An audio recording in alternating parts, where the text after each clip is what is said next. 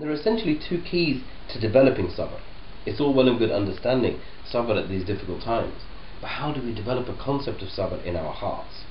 The first and most important key for us to understand how to have sabr with especially this type of situation is to understand this. Our lives, our wealth, our properties, our husbands and wives, our children, our families, everything we have is not ours. All of it came from Allah. Everything that Allah has given us belongs to Him. He gives it to us, or He places it with us as an amana. Therefore He chooses what to do with His property as He wills. Our beloved children were His.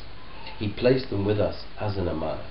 If He, by His wisdom, His love and His mercy, takes them back, remember He is Al-Wadud, the most loving, Al-Hakim, the most wise, Al-Kareem. If you just reflect on all of Allah subhanahu wa ta'ala's names and attributes, you will see that all of them reflect His majesty.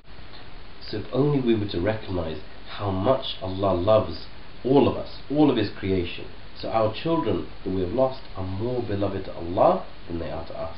If He then chooses to take them back, this is from His love, His wisdom, His kindness, His generosity, which only He can understand.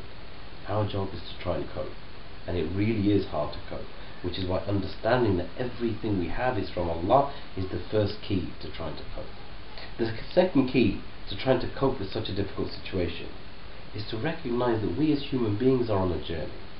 This life, this dunya, the families, the houses, the properties, the wealth, the children we may have, is all part of the journey.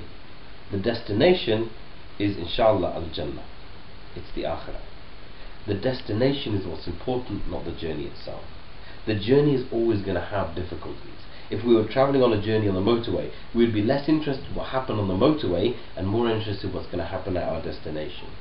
If we can keep the goal in mind, the goal of al-Jannah, then the difficulty we will pass through in this life will become much easier to deal with, because we recognize there is something much, much greater coming at the end.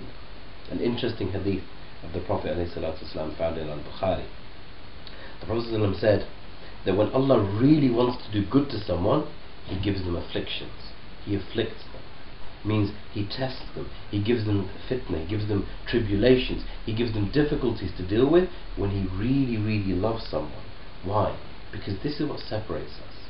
If we can be patient when we're being tested, this is what is beloved to Allah. This is why the most difficult thing to deal with is that of losing a child.